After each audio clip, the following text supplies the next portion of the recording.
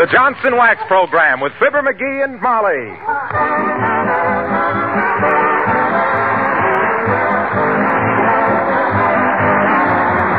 The makers of Johnson's Wax and Johnson's Self-Polishing Glow Coat present Fibber, McGee, and Molly, written by Don Quinn with songs by the King's Men and music by Billy Mills.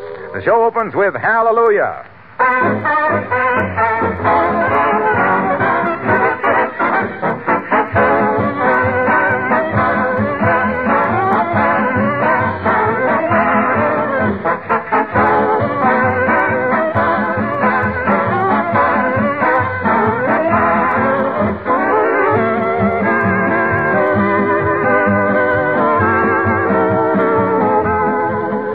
Days of Saturday night baths and Saturday afternoon floor scrubbing are pretty well gone forever. We now know that weekly scrubbing of linoleum floors was very harmful and eventually ruined the linoleum. It's so much safer, so much easier to protect floors with the modern floor polish, Johnson's Self-Polishing Glow Coat. You not only save your linoleum and make it last longer, but you save yourself lots of work, because Glow Coat needs no rubbing or buffing. You simply apply and let dry. Glow Coat is self-polishing. Glow Coat is no ordinary polish. When you use it, you'll notice its lasting luster. You'll see how it wears evenly and smoothly without chipping. That's because Glow Coat has a flexible, not a brittle film. One trial will also convince you that Glow Coat is economical, because a little goes so far. Make a note to remind yourself to buy some Johnson Self-Polishing Glow Coat this week.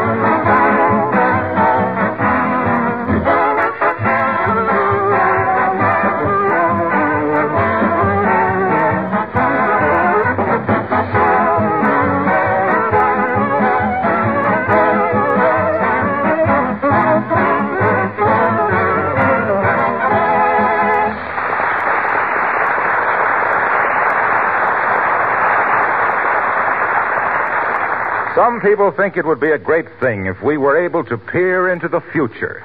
Personally, we think it's a blessing that we can't. For instance, here at 79 Wistful Vista sits the lady of the house darning socks for the master of the house, who doesn't know that a messenger boy is approaching with, what can be in store for Fibber, McGee, and Molly.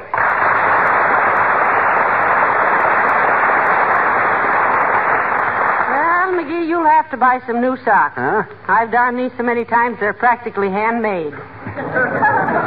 Okay, I'll get some tomorrow. But it's an awful nuisance. Gee, I wish I was a kid again and could go barefooted. Do you really? Well, no, not really. These guys that keep yearning for their childhood days are just kidding themselves. I wouldn't go through that again for $1 million. Why not? Oh, I was a regular little gangster when I was a kid. Oh, go on. I ever tell you about the morning I and Skinny Crandall and Bones Biddle and Stinky Hooper tied a wire across the schoolhouse steps? Then waited in the bushes for the teacher to show up? No. Yeah. No, you nasty boy. What happened? Well, we waited till noon and then suddenly realized it was Saturday. So we started running down to the old swimming hole, and I tripped on the wire and darn near... Come in. Package for Mrs. McGee. For me? Are you Mrs. McGee? Well, what do I have to do? Show you my marriage license? No, I can see Mr. McGee. Nobody else would live with him. Fresh kid.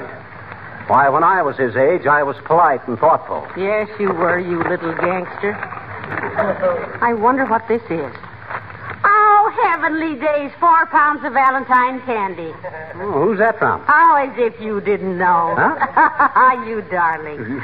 You did remember, didn't you? Well, ain't there a note in it or something? Well, why should there be? Who'd be sending me Valentine candy but you? Valentine? And my favorite kind, too. Well, I'm glad you like it, Molly. What kind is it? Now, listen, don't be so coy, McGee. Huh? You can't fool me. No? Well, Valentine's Day comes but once a year, they say. Or is that Christmas? No, it's Valentine's Day, too, I guess. Isn't there any... didn't I put a note in it? Well, I don't see any, but you didn't have to. If a man can't send a Valentine to his wife without a lot of explanations, I'd like to know who... Hello there, Johnny. Hello, daughter. Hey, can I speak to you alone a minute, Johnny? Why, sure. Excuse us a minute, Molly. Certainly, go right ahead. What's on your mind, old-timer? Look, I'm selling Valentines, Johnny. Want to buy one for the kid there? Nothing women appreciate more than a little touch of sentiment, you know. No, thanks, old-timer. She just got a big box of candy for a Valentine. She did, eh? Good for you, Johnny. Well, I don't know whether it is or not. Just between you and me, I don't remember sending it to her. Then you better buy one of these and send it too. Oh, no. Bet she'd get suspicious. Don't be a fool, Johnny. The more you send them, the better they like it. Here's a beaut. All lace and stuff. Says, roses are sweet, and so is your soul. I'm going to throw out my sugar and put you in the bowl.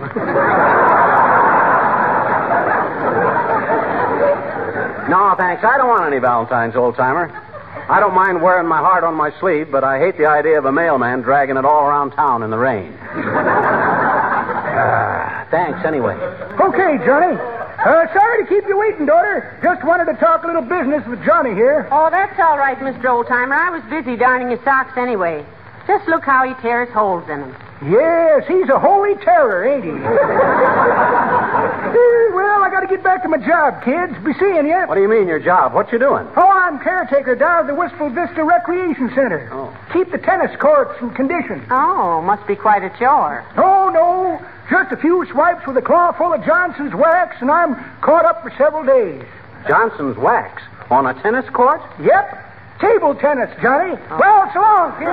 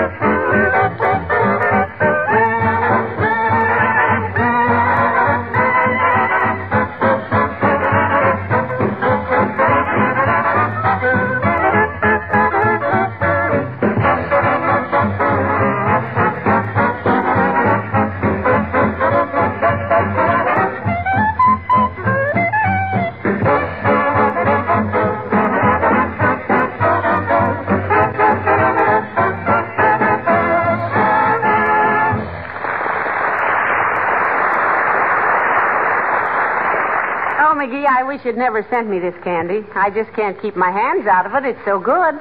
Don't you like it?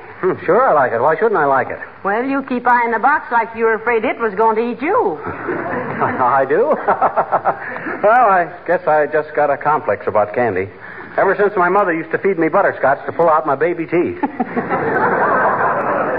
Never believed in that string on the doorknob business myself. Well, there's no butterscotch in this candy, dearie. That's what I keep telling my teeth. Hey, who's walking around upstairs? Oh, poor Uncle Dennis. He's all upset. What about? Oh, he's thinking of starting a lawsuit against Walt Disney. Walt Disney? What Yeah. for? Oh, that pink elephant sequence in Dumbo. Uncle Dennis says he saw him first. He's all wet. You can't copyright a hangover. Anyway, what right? Come in. Good day, Mrs. McGee. Good day, McGee. Hi, Latrivia. Hello, Mr. Mayor. Have some candy? Thank you, no. I'm on a low-carbohydrate diet. Well, you better stock up on them then, Latriv. They tell me there's going to be a shortage of low carbohydrates. You don't say. If I might make a suggestion, McGee, it would be to the effect that people who have no clear comprehension of a subject under discussion would be well advised to maintain a discreet silence. I don't get it. Well, he said, dearie, that if ignorance is bliss, happy days are here again.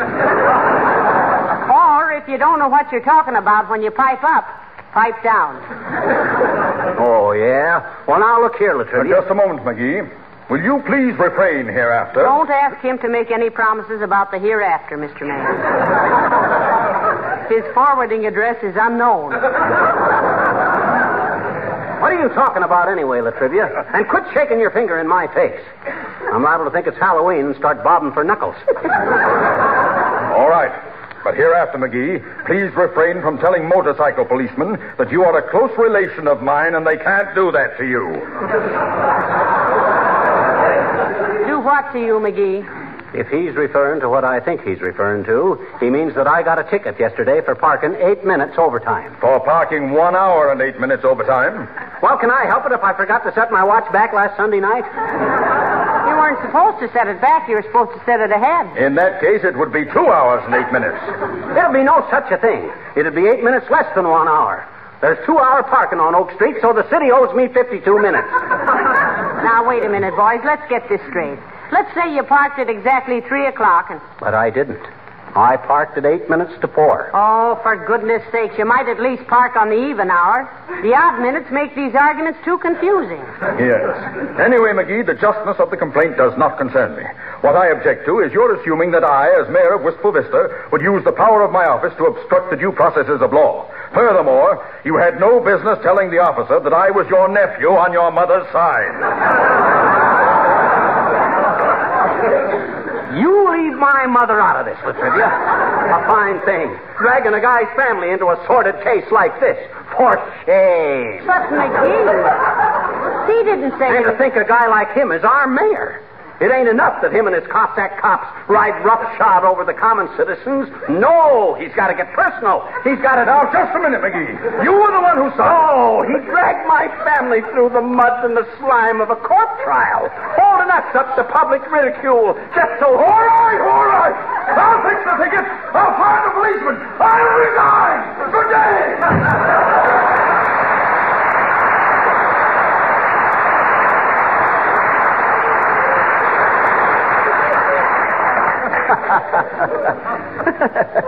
Boy, I should have been a lawyer. But you had no business telling the policeman that the mayor was your nephew. Oh, no, I just proved it, didn't I? I made him holler uncle.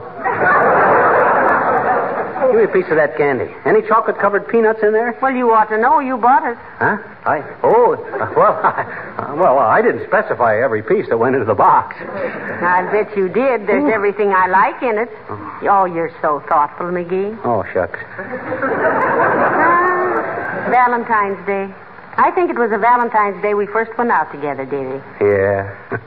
I carved our initials inside of a big heart on that old oak tree in back of the brewery. The schoolhouse. The brewery. Schoolhouse, McGee. I remember it was the brewery because the only grove of trees where you could hitch a horse to... McGee! For 20 years and more, I've been telling people it was back at the schoolhouse, and I can't change it now. Heavenly days, what's romantic about a brewery? Well, if it had been in back of the schoolhouse, I'd have ruined my jackknife.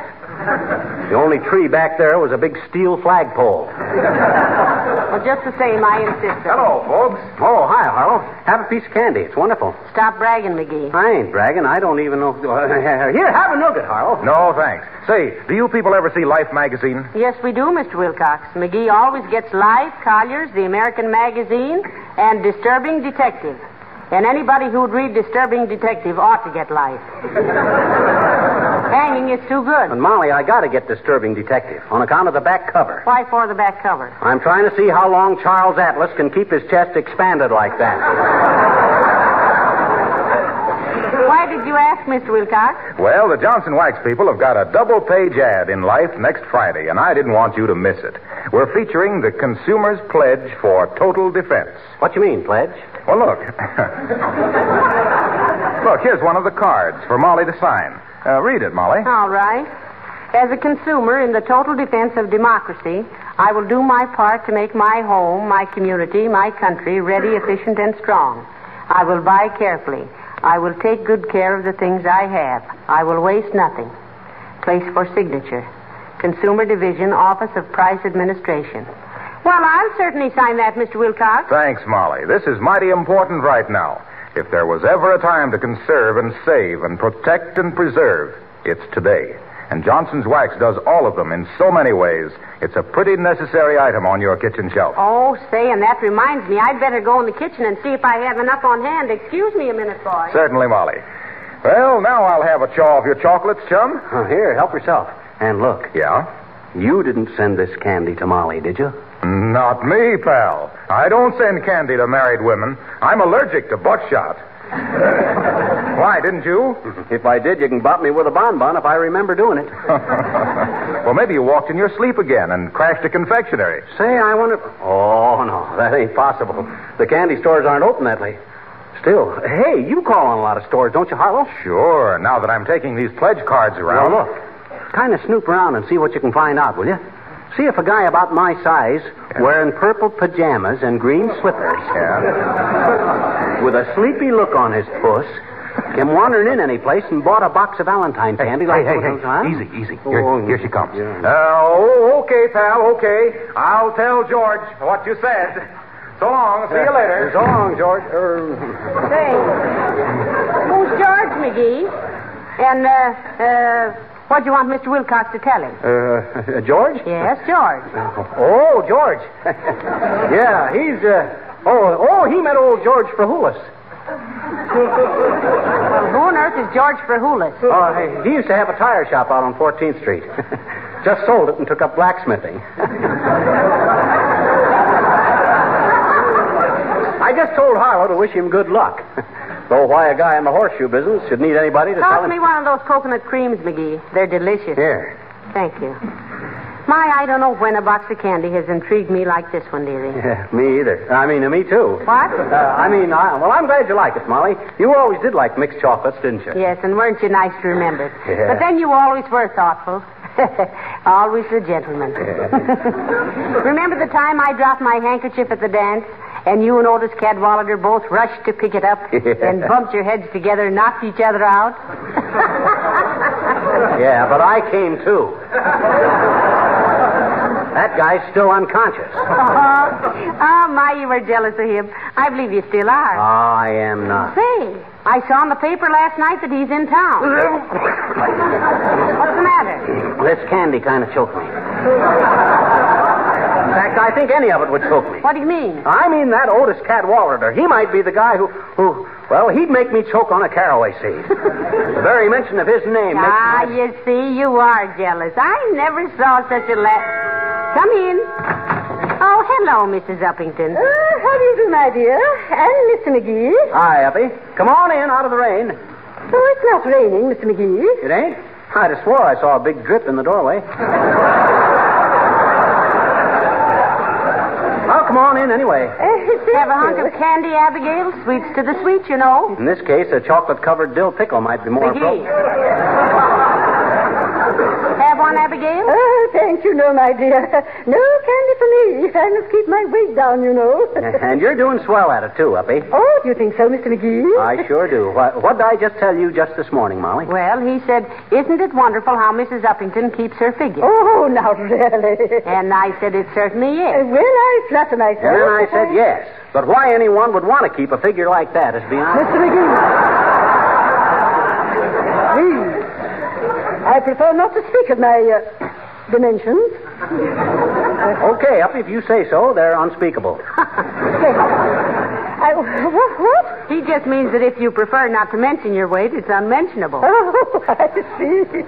Well, I just stopped by, Mrs. McGee, to show you my new bracelet. See? Heavenly days, Abigail, is this really yours? Oh, boy, oh, boy, oh, boy, oh, boy. Don't tell me that's genuine, Uppy. Indeed it is, Mr. McGee. Wow. Oh, I spent more for it than I should possibly. But this is the sort of thing that will become a valuable heirloom, you know. Well, you'd better be careful, Abigail. You don't let it lay around the house, do you? Oh, no, my dear. Boy. In fact, I'm on my way to the bank right now to put it in the vault. Well, I should hope so.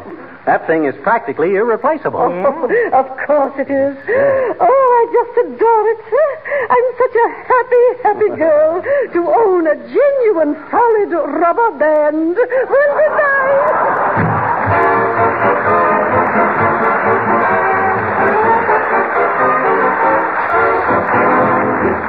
The King's Men sing Don't Touch It. When I was just a tiny tot down in Tennessee, I kept my mammy on the spot, looking after me. I'd fool with this and fool with that, messing round about. And when I'd grab my pappy's hat, Mammy dear would shout, don't touch it, better leave it alone. Don't touch it, hey, hey, you'll catch it when Pappy gets home, if you don't mind what I say. When Pappy missed his Sunday hat down in Tennessee, he'd fuss and cuss and start to look for me. Then pretty soon I'd have a date in the old woodshed, and with remorse I'd meditate on what my mammy said. Don't touch it, can't you leave it alone? Don't touch it, nay, nay, you'll catch it, as sure as you're born, if you don't mind what I say. One day I went with Pappy downtown to buy a shoe. He said 'twas good for any man to have a sip of brew. But when he went to take a nip, we heard an awful roar. We turned around, there was Mammy shouting through the door. Don't touch it, can't you leave it alone? Don't touch it, nay, nay, you'll catch it, as sure as you're born, if you don't mind what I say. How happy were my childhood days down in Tennessee. The dear old-fashioned country ways still appeal to me. I'd gladly be a boy again to mess around about. I'd step on Pappy's derby just to hear my mammy shout, don't touch it, better leave it alone. Don't touch it, hey, hey, you'll catch it when Pappy gets home, if you don't mind what I say.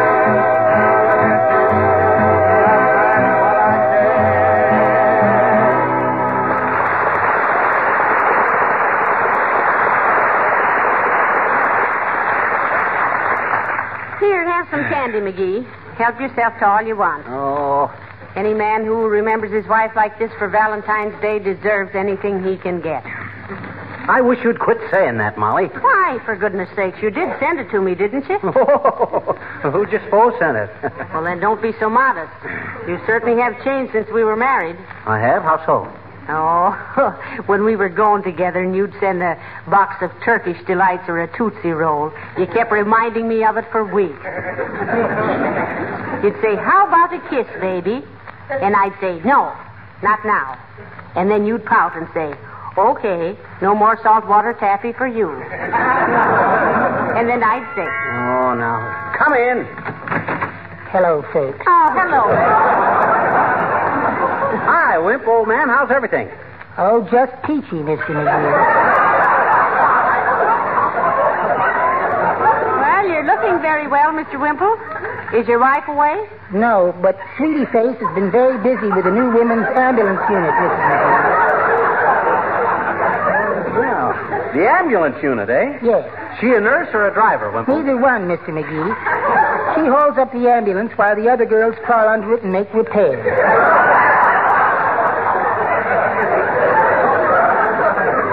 Well, your wife is very strong, isn't she, Mr. Wimple?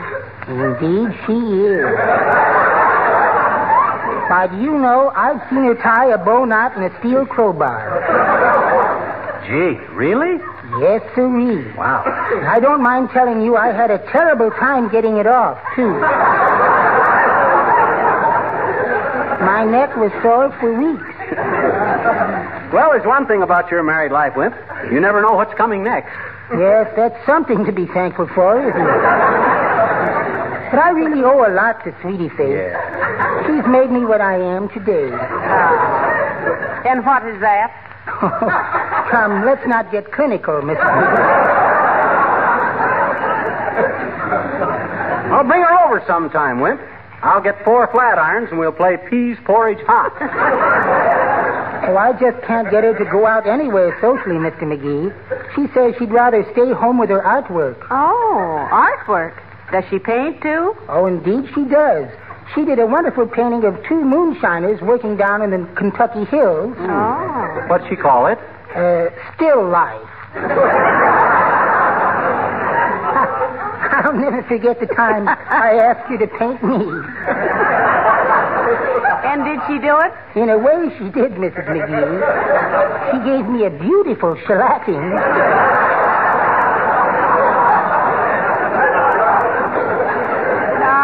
I suppose she was just being playful. Of course. She has a grand sense of humor. One day I said to her, "Sweetie face, let's not play so rough." And she said, "All right, Wallace, let's play beanbag." And I said, "Oh, dandy." And then everything went black. My goodness, I never knew beans came in 500-pound bags. Well, good night.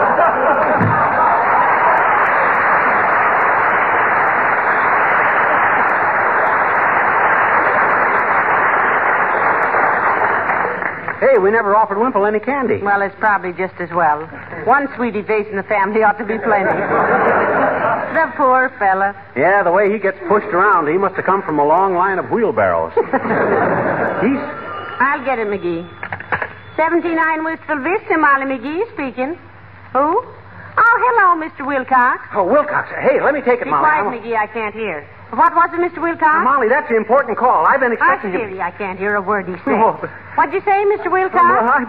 Yes, I'll be glad to take the message. Oh, now I am, son. Yes? Yeah. Oh. All right. Why didn't that guy Yeah. talking to me? Yes, I'll tell him, Mr. Wilcox. Why, you would. Well, thank you for calling. Goodbye. McGee, Huh? what on earth goes on anyway? Well, I might as well admit the whole thing, Molly. I never felt right about it anyway. About what? About the... Hey, wait a minute. What did Wilcox say? Well, he said to give you this message and you'd understand. Yeah? He said, Elks Club, punch board, 2 weeks ago, deliver this week.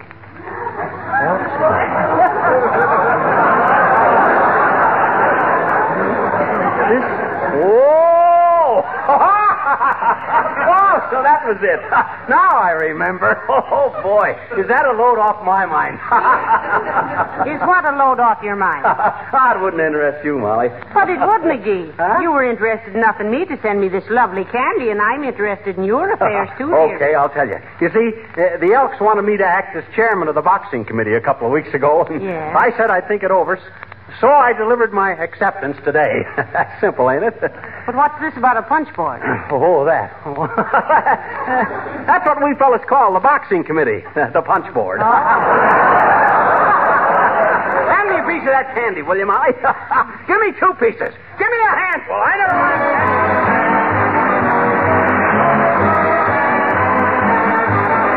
Most of us today have our weather eye out for worthwhile economies, places where we can make $1 do the work of 2. One way you can accomplish that same thing is by taking better care of what you have and saving on replacements. Protect your floors, for example, and save money on costly refinishing by polishing them regularly with genuine Johnson's wax.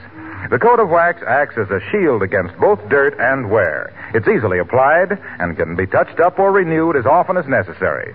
The result is not only money-saving protection, but greater beauty for your entire home and less work for you. You can use that same Johnson's wax to protect and beautify your furniture and woodwork, your windowsills, Venetian blinds, shoes, luggage, refrigerator. If you do this, you'll be practicing what housekeeping authorities call protective housekeeping. Johnson's wax is now available in 3 forms: paste, liquid, and cream wax.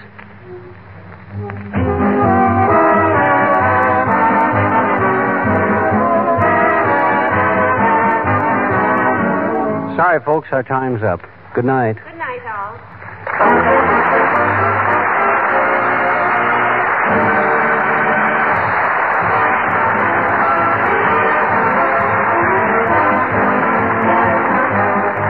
This is Harlow Wilcox, speaking for the makers of Johnson's Wax Finishes for Home and Industry, inviting you all to be with us again next Tuesday night.